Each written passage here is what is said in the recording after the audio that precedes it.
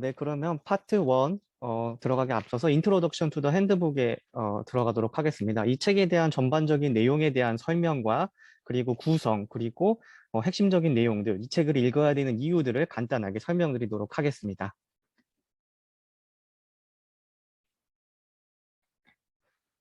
이 책의 목적은 간단하게 설명드리면 광범위한 참조 프레임을 독자들에게 제공하는 것이라고 나와 있습니다. 그러니까 성인 및 평생교육에 관련되어 있는 정말 넓은 주제를 함께 다루고 있습니다. 그만큼 가장 신경 쓴 부분이 바로 국제적인 아티클이었는데요. 약 71개의 아티클인데 이 아티클들이 하나의 국가에 좀 몰려 있는 것이 아니라 전체적인 대륙 그리고 국가를 고려해서 취합되었다라는 부분이 구성적인 특징이고요. 책의 내용은 무형식, 비형식 상황에서의 학습을 국제적 차원으로 제시를 하겠다라는 내용으로 소개를 하고 있습니다. 이 책의 표지에도 지구본이 나와 있는데요. 그만큼 이분들이 가장 신경을 썼던 부분이 바로 이 국제적 차원과 국제적 시선이었습니다. 이 책의 핵심 질문은 총 3가지입니다. 첫 번째는 이론, 두 번째는 용어, 그리고 도전입니다. 이론이라는 것은 어떤 연구에 의해서 이해되고 개념화되고 있는지, 이 성인 및 평생교육 분야에 어떤 이론적 틀이 적용되고 있고 왜 이 이론적 틀을 사용을 했는지에 대한 부분. 두 번째는 용어 사이의 긴장, 여기서는 텐션이라고 표현을 하는데 누구는 성인 교육이라고 이야기를 하고 누구는 평생 교육이라고 이야기를 하며 평생학습 혹은 성인 학습자 이런 사람에게 집중하는 사람도 있더라. 자, 이처럼 어떤 사람 간의 차이가 발생을 하는데 왜 이렇게 차이가 발생을 하는지 그리고 이런 입장들이 현재 세계의 맥락과는 어떠한 관련이 있는지를 살펴보도록 하겠습니다. 자, 마지막으로 도전이라는 것은 연구자들은 각자의 어떤 전통과 관행을 따르고 있죠. 자, 이런 학문적 전통과 관행들이 제시를 하게 되는 딜레마가 또 생기게 됩니다. 그래서 이런 딜레마에는 무엇이 있고 이것을 해결하기 위한 우리의 도전 과제는 무엇인지 살펴보도록 하겠습니다. 이 책의 구조는 딱딱한 구조가 아닙니다. 그래서 앞서 설명드린 대로 챕터 1부터 챕터 끝까지 약 1060페이지가 되는데 이거를 쭉 읽을 필요가 없다는 거예요. 자신이 원하는 주제 혹은 자신이 관심 있는 분야의 분야들을 선택해서 읽는 것이 바로 이 책의 구조적인 특징입니다. 그래서 개념적인 방법론적 혹은 학문적 지리적 위치에서 자신이 원하는 혹은 자신이 궁금한 질문을 던지고 그 질문에 해당하는 주제들을 쫙 찾아서 읽을 수 있도록 구성이 되어 있습니다. 그래서 이것을 느슨한 구조라고 소개를 하고 있고요. 이 편집자의 노력에서 아까 말씀드린 것처럼 국제적인 시선을 갖기 위해 노력을 했고 국제편집자문위원회 그러니까 이 책을 만든 그 출판사가 있는 국가뿐 아니라 여러 국가에 있는 편집위원회들을 모아서 이 책에 대해 논의하고 이 책을 같이 펴냈다라고 이야기하고 있습니다. 다만 한계가 바로 언어라는 것인데요. 약 절반은 영어권, 절반은 비영어권 국가의 저자들이 참여를 했습니다. 하지만 결국은 이 언어적인 측면에서도 약간의 개념의 좀 변화라든지 이러한 탐구 분야의 경계가 형성되기도 했다라고 미리 양해를 구하고 있었습니다. 이 핸드북의 탐구 분야는 성인 및 평생교육 및 학습이라고 소개가 되어 있습니다. 그러니까 어덜트 러닝, 어덜트 에듀케이션 이렇게 하는 것이 아니라 그 전체를 아우르겠다는 의미죠. 광범위한 틀을 한마디로 제시를 하겠다는 의미입니다. 그래서 이것을 통해서 집단적 경계의 재설정을 하겠다라고 밝히고 있는데요. 사실 이런 책들은 굉장히 많이 나와 있죠. 우리가 기존에도 많은 공부를 했었는데 왜 지금 이 시점에 그리고 왜 이 책을 통해서 해야 하는지를 2가지의 이유를 제시하고 있습니다. 첫 번째는 우리가 성인교육이 많이 발달하고 있다고 이야기를 하지만 실제로는 일부 성인교육 전문학부 및 대학원 프로그램 수가 감소하고 있고 심지어 일부 국가에서는 완전히 사라져버렸다고 합니다. 자, 그래서 기존 학자뿐 아니라 새로운 학자들이 이 성인교육에 대한 지식을 접근하고 전파할 때 어려움을 겪고 있고요.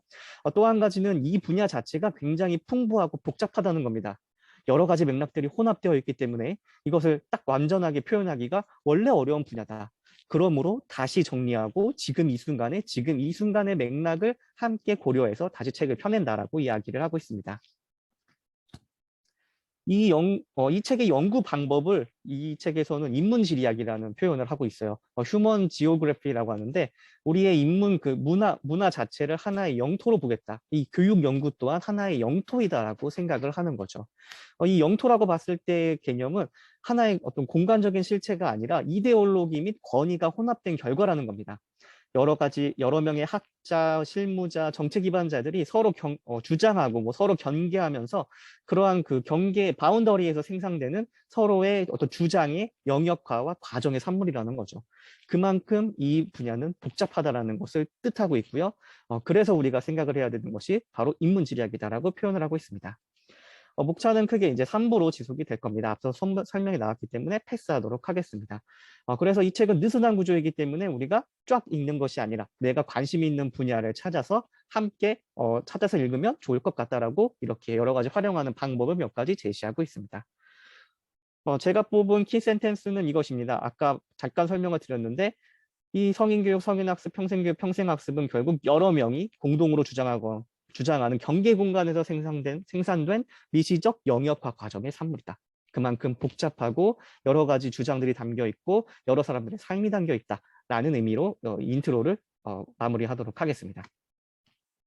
바로 이어서 파트 1입니다. 이 파트 1의 첫 번째 챕터는 현대 성인학습 이론에 대한 부분입니다. 특히 이 첫 번째 챕터에서는 인식론적인 분석 방법을 배워보도록 하겠습니다. 파트 1의 간단한 설명인데요. 크게 세 파트로 나눠져 있고 앞서 또 인트로덕션이 다른 챕터에서 나올 거기 때문에 생략하도록 하겠습니다. 앞에서 말했던 잠깐 인식론이라는 말씀을 드렸는데 이번 챕터의 핵심은 인식론이기 때문에 이건 철학적인 용어이죠. 철학에 대한 이야기를 제가 잠깐 한번 정리해서 말씀을 좀 드려보겠습니다. 고전 철학이라는 것은 자연, 사회, 인간을 구성하는 보편적인 진리를 탐구하는 것이죠. 인간의 삶의 목적이라든지 가치 등 본질적인 의미에 초점을 두는데 근본적인 질문으로 시작을 하게 됩니다. 예를 들어서 무엇이 진짜인가? 무엇이 진짜고 무엇이 가짜인가 이런 것을 뜻하는 형이상학, 무엇이 좋은가 그리고 무엇이 나쁜가 이런 것을 뜻하는 가치론, 그리고 무엇이 논리적이고 무엇이 합당한가라는 것을 표현하는 논리론, 마지막으로 우리가 배우게 될 what is true, 무엇이 진실인가 그리고 참인가라는 것을 우리가 고민하게 되는 인식론입니다. 이 인식론은 크게 두 가지 질문으로 또 나누어집니다. 그래서 지식이 뭔데? knowledge란 무엇인가? 여기서 간단하게 설명드리면 정당화할 수 있는 진실인 신념입니다. 크게 세 가지로 구성되어 있죠. 정당화할 수 있다는 건 이것을 설명할 수 있다는 거고요. 다른 사람에게 이것을 설득할 수 있다는 거. 진실이라는 것은 이것은 반드시 true여야 한다는 거고요. 마지막으로 신념이라는 것은 누군가 이걸 믿어야 된다는 뜻입니다. 마지막으로 이 지식을 어떻게 습득하는가는 크게 두 가지로 나누어져서 경험론과 합리론으로 구분되게 됩니다. 자, 그럼 여기서 보게 될 이 인식론적 분석이란 것은 무엇이냐? 이 현대 성인 및 평생교육의 학습의 본질은 이 정책적 맥락이라고 나와 있지만 굉장히 복잡한 맥락이라고 생각을 하시면 될 것 같아요. 이런 것들에 명백히 제약을 받고 있다는 거죠. 그래서 이런 것들이 어떻게 결정되냐에 따라서 결국 이것의 길이, 이 분야의 길이 현재 결정되고 있다. 그래서 우리가 인식론을 살펴봐야 한다는 것입니다. 인식론을 여기서는 네 가지 분야로 나누어서 설명을 합니다. 학문적 인식론, 구성주의적 인식론, 해방적 인식론과 도구적 인식론입니다. 이 인식론들을 어떤 것을 가져가느냐에 따라서 인식론이 교육 및 학습의 함의에서 다른 사람들과 각각의 다른 측면들을 갖게 되고 이것을 서로 경쟁하면서 현재의 어떤 이론적인 틀이 잡혀가고 있다라고 이야기를 하게 됩니다. 그래서 이번 챕터는 크게 네 가지로 좀 정리가 되는데 인식론적 틀과 논쟁의 범위 확장을 진행을 하고 그리고 이게 왜 현대 맥락에서 중요한지 그리고 도구주의에 대한 비판 그리고 마지막으로 상황 인식론에 대해서 살펴보도록 하겠습니다. 이 표가 이번 챕터의 가장 핵심적인 표입니다. 이 모든 내용들을 딱 정리한 건데 학문적 인식론, 그리고 구성주의적 인식론, 해반적, 그리고 도구주의적 인식론 이 네 가지 인식론이 있으며 이 네 가지 인식론의 교육에 투영이 된다 그러면 어떤 지식을 추구하는지 그리고 교육의 목적을 뭘로 가져갈 것인지 평가는 어떻게 하고 교육자가 무엇이 필요한지 그리고 마지막으로 이것을 따르는 트렌드가 어떻게 결정되는지를 이것이 좌지우지하고 있다. 이 교육 인식론 네 가지의 인식론이 좌우하고 있기 때문에 우리가 이것을 배워야 한다는 것을 말씀을 드리면서 하나씩 차분하게 설명을 드리도록 하겠습니다. 먼저 학문적 인식론입니다. 학문적 인식론은 지식을 현실에 대한 진리로 보는 겁니다. 이게 바로 이거 하나만 알면 돼. 끝이야. 지식이 이 모든 것이다 라고 얘기하는 게 바로 이 학문적 인식론이죠. 그래서 이들은 계몽을 중요시하고 학문적 지식의 몰입, 여기에 대한 계몽을 굉장히 중요시합니다. 평가는 당연히 숙달입니다. 얼마나 외웠어? 내가 100개 가르쳤으니 너는 100개 다 외우고 있어야 돼. 라는 것이 바로 학문적 지식 인식론이고요. 그래서 교육자는 이것을 전달하는 능력, 그리고 학문적 전문성이 굉장히 중요합니다. 구성주의적 인식론은 전체론적 성격을 발전시키는 것을 목표로 합니다. 즉, 우리 모두 함께 잘 살자. 너 얼마나 성격적으로 착하니? 같이 살기 위한 성격을 뜻하는 것이죠. 그래서 대화식 교육이라든지 여러 가지 발달 모델의 수립, 그리고 의사소통을 중요시하는 것이 바로 이 구성주의적 인식론의 특징입니다. 그래서 이 여기서의 지식은 진정한 헌신과 참여로 봅니다. 무엇을 위한? 바로 사회를 위한 것이죠. 그래서 여기서 중요하게 생각하는 것은 바로 인간 성격의 발달이다. 이렇게 생각하시면 될 것 같습니다. 자, 해방적 인식론입니다. 이 해방적 인식론은 결국 지식이 권력이라는 거예요. 지식을 갖고 있는 사람이 권력을 차지한다는 것이 바로 해방적 인식론입니다. 그래서 사회적, 경제적, 환경적 관계를 최적화하는 것에 목표를 두고 변화를 지향하며 해방적 프레임워크에 몰입하는 것이 참여를 이끌어내는 방법입니다. 여기서의 평가는 비판과 행동이고 강점에 대한 이해, 그러니까 내가 지금 있는 이 프레임워크를 깰 수 있는 새로운 프레임워크에 대한 강점을 이해하는 것을 중요시하게 여기고 있습니다. 크게 두 가지로 나누어져서 설명을 하는데 의식화와 급진화입니다. 의식화라는 것은 해방 프레임워크, 그러니까 내가 지금의 현실을 좀 더 나아지게 할 수 있는 프레임워크에 대한 인식. 두 번째 급진화는 지금 현재 잘못됐다고 하는 이런 비판적 인식, 이것을 급진화라고 합니다. 마지막으로 도구적 인식론입니다. 이들은 효과와 효율에 집중을 합니다. 이펙티브하고 또 이피션한, 그러니까 적게 투자하고 많이 걷어내고, 그리고 우리가 목표로 한 것을 얼마만큼 가까이 갔느냐를 정말 그것을 측정하는 계량화되어 있는 것을 중요하게 여기는 바로 인식론이라고 보시면 될 것 같아요. 자, 문제는 이 도구주의적 인식론의 본질이 외부에 있다는 겁니다. 자, 그러니까 여기 안에 있는 것이 아니라 지배적인 문화적 맥락에서 도출되기 때문에 기술이라든지 능력 이런 것들이 좀 본질에서 좀 벗어나 있다라고 이야기하고 있습니다. 자, 이러한 인식론들이 중요한 이유는 내가 가지고 있는 이론을 보호하고 혹은 다른 사람들에 대한 이론들을 비판하는데 어떤 그 기본을 제시한다는 것이죠. 그러니까 차이를 더 날카롭게 만든다는 거예요. 따라서 이런 관심의 차이인데도 불구하고 나와 다른 인식론을 가진 사람들은 잘못됐어. 혹은 이런 것들에 대한 여러 가지 싸움들을 일으킨다는 것입니다.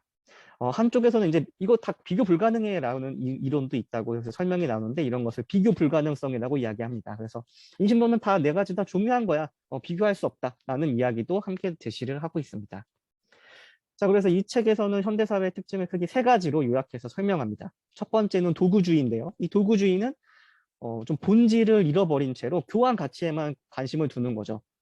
그래서 내가 얼마 줄 테니 너는 얼마를 나에게 돌려줘. 이런 것에 대한 것만 좀 초점을 맞춘다. 그래서 본질적인 가치가 결여된다라고 비판을 하고 있고요. 자유주의라는 것은 우리가 언뜻 들으면 굉장히 좋은 것 같지만 여기에 대한 책임이라든지 본질적 도덕적 가치가 현재 고려되지 않고 있다라고 비판을 하고 있으며 마지막 행동주의는 우리가 경제주의로 축소되는 경향이 있다. 즉 효과나 결과 그리고 효율성 비교의 경쟁의에만 초점을 너무 맞추고 있다. 이런 것들이 행동주의의 좀 안 좋은 부분이다라고 비판을 하고 있습니다. 이 중에서도 특히 도구주의에 대한 비판이 도구적 인식론은 학문적 관점, 구성주의적 관점, 그리고 해방적 관점에서 여러 가지 비판을 받고 있습니다. 그래서 이런 비판들을 받고 있음에도 문제는 도구주의가 없어지지 않는다는 거죠. 왜냐하면 이 도구주의는 현대사회와 너무 잘 맞아떨어진다는 거예요. 자본주의가 극도로 발달된 현대사회에서 이만큼 잘 받는 교육적 인식론이 없다는 겁니다. 그래서 여전히 굳건하기 때문에 좀 이것을 어떻게 타개할 수 있을까 고민을 하던 찰나에 나타난 것이 바로 상환적 인식론이라는 겁니다. 현대사회가 물론 예전처럼 이런 도구주의가 딱 맞아 떨어지는 사회가 아니다 더 이상 라고 먼저 이야기를 하는데 예전에는 세계화가 굉장히 트렌드였죠. 이것은 하나의 균질화 현상입니다. 하나의 세계, 원 네이션을 향해 나아가던 그런 추세에서 벗어나 지역화가 조금 더 커지고 있고 다양성과 유연성을 더 강조하고 있지 않느냐. 자, 바로 이런 것들이 상황적 인식론의 대두 배경이라고 소개를 하고 있습니다. 상황적 인식론을 간단하게 설명드리면 이들은 비판적 성찰을 중요하게 여깁니다. 그러니까 이 경험 자체, 지식 자체가 아니라 이것을 가지고 무엇을 할 수 있는지, 이것이 어떤 장단점이 있는지 이런 것들을 좀 더 고민하고 생각해야 된다는 것에 중요성, 방점을 찍고 있고요. 참여는 적응력과 유연성을 강화하는 데 좀 초점을 맞추고 있습니다. 그래서 평가를 하는 방법도 좀 자기 효능감이라든지 다양성, 그리고 대응력을 좀 본다. 그리고 교육자는 하나의 전문 지식이 아니라 상황별 전문 지식이라는 것이 우리가 기존에 있던 어떤 전문 지식들은 전문 지식에 맞춰 그냥 내 상황에 그냥 써버리는 건데 이것은 반대로 상황에 맞는 전문 지식을 하는 거예요. 그러니까 전문 지식이 먼저가 아니라 나의 지식이 먼저가 아니라 그 상황에 맞는 지식을 다시 습득하고 그리고 그것을 다시 대응하는 이런 문제 해결적인 인식론이 바로 상황적 인식론이다라고 생각을 하시면 될 것 같습니다. 이 상황적 인식론에서 가장 중요한 부분은 바로 상황 분석인데요. 현재 상황이 어떻고 내가 어떠한 개입을 해야 하며 이 개입이 어떤 영향을 줄 것이다 라는 것을 전체적으로 상황을 분석하는 게 바로 이 상황 분석력이라고 보시면 될 것 같습니다.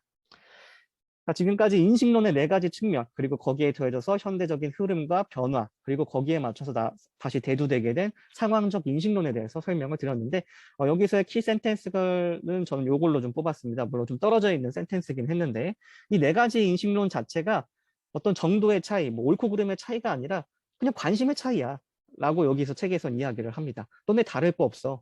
그리고 이 다르지 않기 때문에 지금 현대의 맥락에서 맞지 않아 라고 이야기를 하죠.